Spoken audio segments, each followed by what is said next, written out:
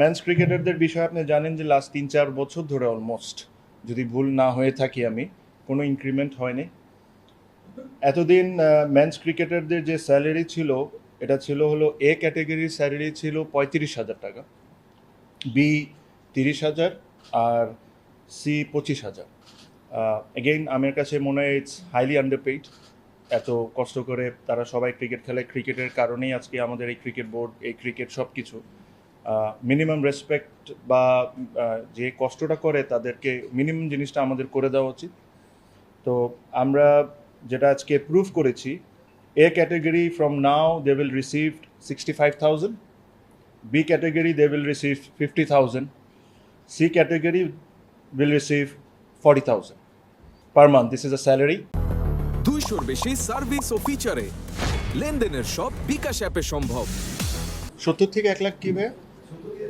ভাইয়া, ম্যাচ ফিস। হ্যাঁ হ্যাঁ, এটা হলো ওই ন্যাশনাল লিগে 4 ডে ম্যাচের জন্য হ্যাঁ, বাস এটাই আর BCL বিসিএল। আরেকটা ইম্পর্টেন্ট বিষয় হচ্ছে, আপনারা জানেন যে আমাদের বাংলাদেশ সরকার এনকারেজ করছে যে আমরা যতটুক ইলেকট্রিসিটি সেভ করতে পারি, যতটুক এদিকে আমরা সবাই মিলে অ্যাজ আ নেশন যতটুকু হেল্প করতে পারি। সো এইগুলা চিন্তা মাথায় রেখে আমাদের নিউজিল্যান্ডের ম্যাচের টাইমিং আমরা চেঞ্জ করছি। আমাদের যে ওমেন ক্রিকেটাররা আছেন, যারা যখন ডোমেস্টিক ম্যাচ খেলেন, ডোমেস্টিক ম্যাচের আপনাদের ধারণা আছে তাদের ম্যাচ ফি কত? I don't know if you know or not. এটা এক সময় 1,000 টাকা ছিল, তারপরে এটাকে করে একটা প্রপোজড 5,000 টাকা পর্যন্ত করা হয়েছে, যেটা আমার কাছে মনে হয় যে এটা কোনোভাবেই ঠিক না। ওনারাও 20 ওভারের ম্যাচ খেলেন, ওনারাও 50 ওভারের ম্যাচ খেলেন, ওনারাও 2 দিন 3 দিনের ম্যাচ খেলেন। টাকা এখনও যে জিনিসটা আজকে আমরা অ্যাপ্রুভ করেছি, এটাও আমি বলবো না যে খুব ভালো, but it is much better, because সব কিছু ইনক্রিজ করার একটা লিমিটেশনস আছে। সে এখন থেকে তারা T20 ম্যাচের জন্য যেটা এখন পাবেন হলো 10,000 টাকা করে, 1 ডে ম্যাচের জন্য তারা পাবেন 15,000 টাকা করে, লঙ্গার ভার্সন 2 ডে 3 ডে 4 ডে এটার জন্য ওনারা পাবেন 20,000 টাকা করে, যেটা আগে হয়তো বা 8,000 বা এরকম কোনো কিছু একটা ছিল। ওনাদের ন্যাশনাল কন্ট্রাক্ট যেটা হলো ন্যাশনাল টিমের প্লেয়ারদের বাদে, যেটা ডোমেস্টিক প্লেয়ারদের কন্ট্রাক্ট যেটা আছেন, ওটাতে 30 to 35 ওমেন ক্রিকেটাররা কন্ট্রাক্টারে আছেন। ওখানে 30,000 টাকা করে তাদের মান্থলি স্যালারি ছিল, এটাকে 40,000 টাকা করে করে দেওয়া হয়েছে। এটাতে একটা জটিলতা ছিল, বিকজ ন্যাশনাল কন্ট্রাক্টে তাদের যেটা লোয়েস্ট ক্যাটাগরি ওটা হলো 60,000। সো আমি ডোমেস্টিকটা চাইলেও বাড়াইলেও একটা গ্যাপ তো রাখতে হবে ডোমেস্টিকের সাথে যা ন্যাশনাল কন্ট্রাক্টে। তো এই কারণে হয়তো বা আমরা যতটুকু পেরেছি ইনক্রিজ করার অতটুকু করতে পেরেছি। মেন্স ক্রিকেটারদের বিষয়ে আপনি জানেন যে লাস্ট 3-4 বছর ধরে অলমোস্ট, যদি ভুল না হয়ে থাকি আমি, কোনো ইনক্রিমেন্ট হয়নি। এতদিন মেন্স ক্রিকেটারদের যে স্যালারি ছিল, এটা ছিল হলো এ ক্যাটাগরির স্যালারি ছিল 35,000 টাকা, বি 30,000, আর সি 25,000। এগেইন আমার কাছে মনে হয় ইটস হাইলি আন্ডারপেইড। এত কষ্ট করে তারা সবাই ক্রিকেট খেলে, ক্রিকেটের কারণেই আজকে আমাদের এই ক্রিকেট বোর্ড, এই ক্রিকেট সব কিছু। মিনিমাম রেসপেক্ট বা যে কষ্টটা করে তাদেরকে মিনিমাম জিনিসটা আমাদের করে দেওয়া উচিত।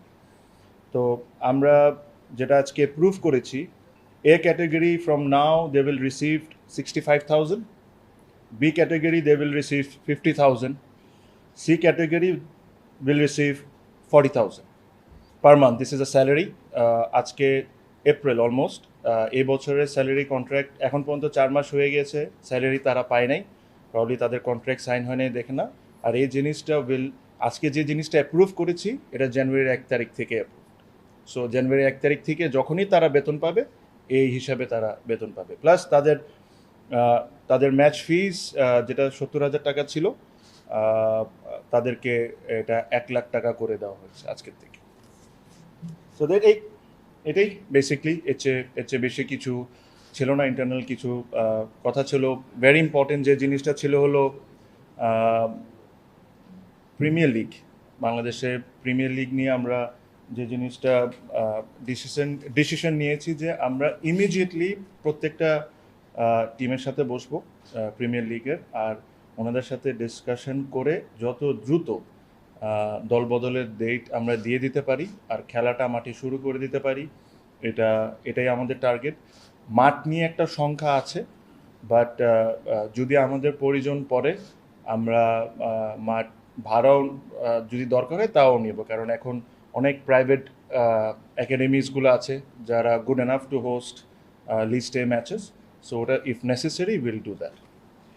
আরেকটা বিষয় ছিল, আমি একটু দেখি, আরেকটা ইম্পর্টেন্ট বিষয় আছে, আপনারা জানেন যে আমাদের বাংলাদেশ সরকার এনকারেজ করছে যে আমরা যতটুক ইলেকট্রিসিটি সেভ করতে পারি, যতটুক এদিকে আমরা সবাই মিলে অ্যাজ আ নেশন যতটুকু হেল্প করতে পারি, সো এইগুলো চিন্তা মাথায় রেখে আমাদের নিউজিল্যান্ডের ম্যাচের টাইমিং আমরা চেঞ্জ করছি। সো আমরা যতটুকু পারবো মিনিমাম আন্ডার লাইটে খেলার চেষ্টা করব।